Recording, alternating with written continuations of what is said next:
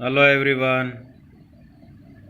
बेटा पिछले वीडियो में आपने चैप्टर फर्स्ट कंप्लीट कर लिया है और बेसिकली उसमें मैंने great depression of the world को इंक्लूड कर दिया है। तो मैक्रो इकोनॉमिक्स का जो जन्म हुआ एक्चुअल में वो the great depression of the world के बाद हुआ।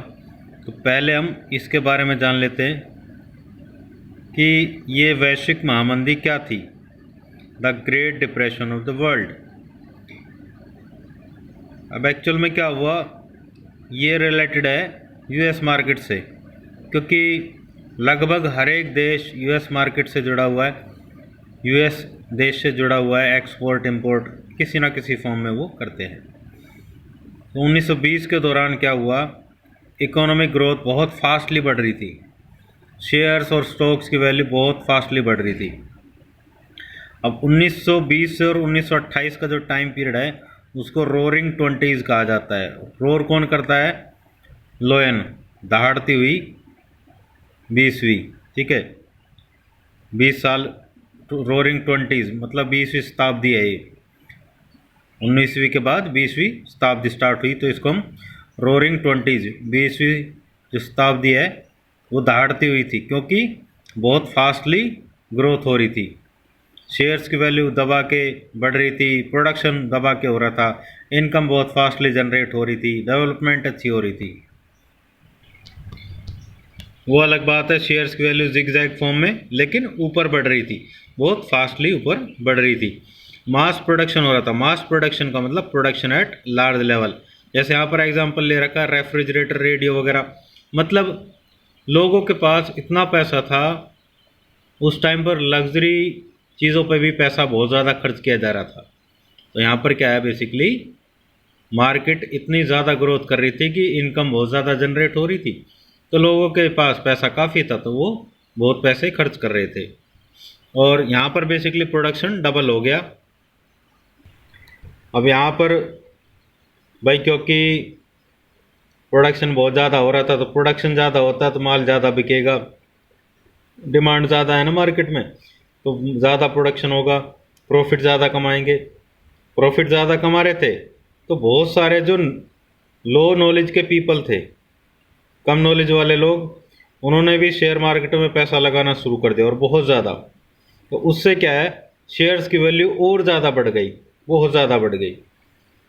और अगस्त 1929 में 1929 में ये लगभग शेयर्स की वैल्यू डबल हो गई। लेकिन जब 1929 की शुरुआत हुई तो उसमें लो इकोनॉमिक ग्रोथ होने लगी, क्योंकि देखो मार्केट में फ्लक्चुएशंस आती रहती है भाई, सीजनल आइटम्स होते हैं बहुत सारे, तो सीजन के हिसाब से डिमांड अप और डाउन होती रहती है। अब सर्दियों में आइसक्रीम की डिमांड बहुत कम हो जाती है, कोल्ड ड्रिंक्स की डिमांड कम हो जाती है, लेकिन गर्म कपड़ों की डिमांड बढ़ जाती है। तो ये डिपेंड करता है, बहुत सारे सीजनल आइटम्स होते हैं, तो इकोनॉमी में सब तरह के गुड्स का प्रोडक्शन किया जाता है। यहाँ पर बेसिकली क्या है, लो इकोनॉमिक ग्रोथ हुई। अब इकोनॉमिक ग्रोथ कम है तो बेसिकली क्या, प्रोडक्शन कम हो रहा है।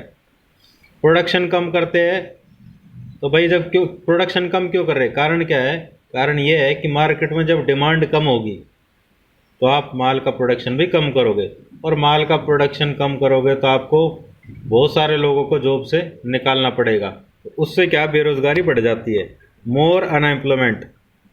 और जिनकी जो बची भी थी उस टाइम पे उनको कम सैलरी दी जाने लगी, यानी कि बेरोजगारी उस टाइम पर इतनी ज़्यादा बढ़ गई थी, बहुत ज़्यादा, इतनी ज़्यादा बढ़ गई थी कि लोगों को अपना घर तक बेचना पड़ गया था, इतनी मंदी आ गई थी, उनको जो भी नहीं थी, लेकिन जीने के लिए खाना पीना तो पड़ेगा, और वो पैसे उनकी जो सेविंग थी वो ख़त्म होने लगी, ठीक है। उसके बाद उन्होंने अपना घर तक भी बेच दिया, इतनी नौबत आ गई थी, बहुत सारे लोग भी मर गए थे। तो यहाँ पर बेसिकली एक कारण ये हुआ, draught in agricultural sector, agriculture sector में भी सूखा पड़ गया। अब क्योंकि हम जानते हैं रॉ मटेरियल हमें कहाँ से मिलता है, एग्रीकल्चर सेक्टर से। अब रॉ मटेरियल ही नहीं मिलेगा तो प्रोडक्शन कहाँ से होगा, प्रोडक्शन नहीं होगा तो इनकम जनरेट नहीं होगी, और इनकम जनरेट नहीं होगी तो खर्चा कहाँ से होगा, लोगों के लिए चीज़ें कहाँ से उपलब्ध होंगी, तो बहुत सारी समस्या आने लगी। इतनी सारी समस्या आने के बाद भी बहुत सारे लोग अब भी हैवीली इन्वेस्ट कर रहे थे शेयर मार्केट में। अब 1927 से 1929 के बीच यूएस स्टॉक की वैल्यू लगभग डबल हो गई। अब एक बड़ी बात है, जब मार्केट में डिमांड ही नहीं होगी तो प्रोडक्शन कम किया जाएगा, तो प्रोडक्शन कम होगा तो प्रॉफिट कम होगा, और ये प्रॉफिट के बेस पर ही शेयर की वैल्यू जो शेयर मार्केट है उसमें शो होती है। अब जब प्रोडक्शन कम हो गया, प्रॉफिट कम हुआ, तो यूएस की मार्केट गिरने लगी, ठीक है ना, शेयर्स की वैल्यू गिरने लगी। और ये स्टार्ट हुआ था अक्टूबर 24 से 1929 से, और गिरते गिरते अक्टूबर 1929 को ये सबसे लोएस्ट लेवल पे चला गया, बिल्कुल डाउन, धड़ाम से गिर गया। 5 दिन के अंदर अंदर बिल्कुल शेयर मार्केट डाउन गई, बिल्कुल बिल्कुल डाउन। उस दिन था ट्यूसडे। अब ये सबसे डाउन गई थी, इतना बुरा दिन था ये, बहुत बुरा दिन। इसी वजह से इसको क्या कहा जाता है हिस्ट्री में, the black Tuesday. Black Tuesday के नाम से इसको बुलाया जाता है, क्योंकि उस दिन मंगलवार था, बुधवार ट्यूसडे था, ठीक है, तो इस वजह से इसको क्या है, ब्लैक ट्यूसडे कहा जाता है। अब इसमें कुछ एग्जांपल दे रखे हैं, जैसे जनरल मोटर्स है, ठीक है, यूएस स्टील है, ये यूएस की कंपनीज है, तो इनके शेयर्स की वैल्यू दिखाई जा रही है कि इस टाइम से पहले इनके डॉलर की शेयर की कीमत $90 थी, और 1932 में ये $90 हो गई, सॉरी $10 हो गई। पहले 90 थी, अब 10 हो गई, तो कितना गिर गया, बहुत ज़्यादा। यूएस स्टील का दिखा रखा है शेयर की कीमत, इससे पहले $250 थी, और बाद में हो गई 25, तो लगभग 10 गुना घट गई। बहुत बड़ी बात है, बहुत ज़्यादा बड़ी बात है। Within a very few time period the shares value was to down that can't be explain. इस तरह से ये देख सकते हो आप कि शेयर की मार्केट की वैल्यू जो है इतनी डाउन हो गई, बहुत ज़्यादा। और जब शेयर्स की वैल्यू डाउन ही होने लग गई तो लोगों ने क्या किया, इन्वेस्ट करना बंद कर दिया। अब इन्वेस्टमेंट करनी बंद कर दी तो भाई बिजनेस को भी पैसा नहीं मिलेगा पब्लिक से, ठीक है, तो उससे क्या, बिजनेस भी फेल होने लगे, और लोग अब क्या करने लगे, अपना पैसा निकालने लगे। इस तरह से बैंकों से भी लोगों ने अपना पैसा निकालना स्टार्ट कर दिया, अचानक से इकट्ठा सभी पहुंच गए निकालने के लिए। तो इस तरह से करीब 8,000 बैंक यूएस के फेल हो गए। 8,000 बैंक मायने रखता है, ठीक है। दूसरी बात, बहुत सारे लोगों का पैसा डूब गया, क्योंकि बैंकों के पास पैसे ही नहीं थे, इंसॉल्वेंट हो गए, बर्बाद हो चुके थे, कंगाल। तो कहाँ से लोगों का पैसा दे, और वहाँ पर कोई गारंटी का सिस्टम भी नहीं था, जैसे आजकल तो है गारंटी का सिस्टम, भाई आपको पैसा मिल जाएगा। गवर्नमेंट के बैंक्स में 100% श्योरिटी होती है, प्राइवेट की अलग बात है, उसमें भी 50% का होता है, ठीक है। तो यहाँ पर बेसिकली आप क्या देख रहे हो, यहाँ पर कोई गारंटी नहीं थी, महंगाई बढ़ती जा रही थी, इनकम लोगों के पास बिल्कुल नहीं थी, घर तक बेचने पड़ गए थे, भूखे मर रहे थे, बहुत ज़्यादा बेरोजगारी थी। अब उस टाइम पर यूएस का जो प्रेसिडेंट मिस्टर हर्बर्ट हूवर, जो कि 31वां प्रेसिडेंट था, उसकी 2 पॉलिसीज बहुत बेकार थी, बहुत ज़्यादा बेकार। अब लोगों के पास इनकम ही बहुत कम है, मंदी का दौर आ गया, तब भी उसने क्या किया, कीमतें कम नहीं की चीज़ों की, तो लोगों को मजबूर होना पड़ा बाहर से इंपोर्ट करने के लिए, क्योंकि बाहर चीज़ें सस्ती मिल रही थी उनके देश के मुकाबले, तो उन्होंने बाहर से इंपोर्ट करना स्टार्ट कर दिया। अब इंपोर्ट ज़्यादा बढ़ने लगा तो देश का जो प्रोडक्शन है वो फेल हो गया। तो इस हर्बर्ट हूवर ने क्या किया कि इंपोर्ट पर हैवी टैक्सेस लगा दिए, ताकि लोग ज़्यादा ना खरीद पाएँ और देश के अंदर का ही माल खरीदे। अब लोगों के लिए और भारी समस्या हो गई।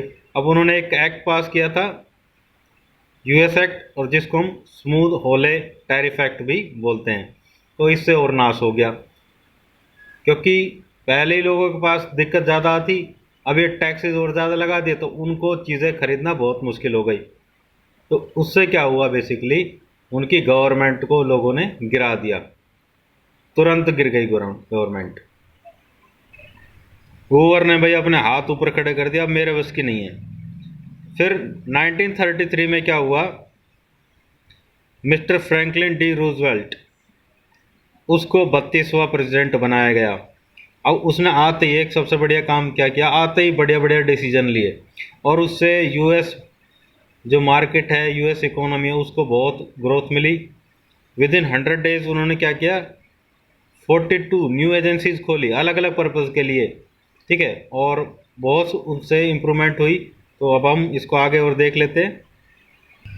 अब यहाँ पर जैसे एग्जांपल दे रखा है, federal deposit insurance corporation FDIC, जैसे लोगों का पैसा डूब गया था उस टाइम पर गारंटी नहीं थी, लेकिन ये क्या था, ये जो इंस्टीट्यूशन एस्टेब्लिश किया गया ये लोगों को गारंटी देता था कि उनके जो पैसे बैंक में हैं तो वो उनको गारंटी मिल रही है कि उनका पैसा डूबेगा नहीं, अगर बैंक फेल भी हो जाते हैं तो उनको पैसा वापस कर दिया जाएगा। तो इस तरह से क्या होने लगा, लोग अपना पैसा जमा कराने लगे, और बेसिकली किस लिए, क्योंकि इंटरेस्ट रेट भी उनको ज़्यादा मिलने लगा था। रूजवेल्ट ने क्या किया, वो इंटरेस्ट रेट को बढ़ा दिया, तो इस तरह से लोगों को थोड़ा सा विश्वास हो गया। पहले विश्वास टूट चुका था लेकिन अब विश्वास होने लगा, गारंटी मिल गई उनको। यहाँ पर एक और इंस्टीट्यूशन एस्टेब्लिश किया गया, हालांकि 42 थे, यहाँ पर 2 का ही एग्जाम्पल ले रखा है।